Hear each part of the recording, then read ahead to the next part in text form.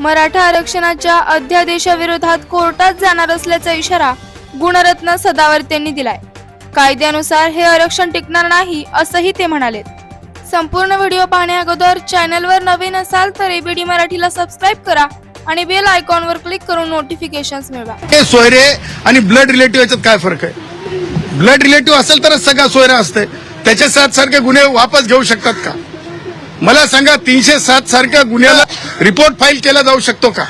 मला सांगा, पोलिसांवरील म्हणजे हल्ले याच्यावरले गुन्हे मागे होऊ शकतात का? मला सांगा, सर्वोच्च न्यायालयाने एसटी महामंडळाच्या बसेस फोडलेल्या बाबतींमध्ये काय निर्देश आहेत? कोणाच्या खिशातून पैसे वसूल करायचे? मला सांगा, माझ्या गाडीचे काच फोडले ते पैसे कोणाच्या खिशातून वसूल करायचे?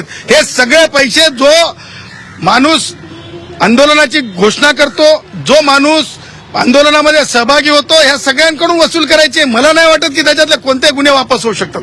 मला नाही वाटत की माननीय मुंबई उच्च न्यायालयाच्या मार्लापल्ले साहेबांच्या जजमेंटच्या नंतर सरकारचं हे काय नोटीस काय ते टिकू शकते। त्यामुळे मला तुम्ही सांगा की कोणती मागणी 37 लाख कोणते कुणबी मराठा आहेत त्यांना मिळाली का सांगा म्हणून।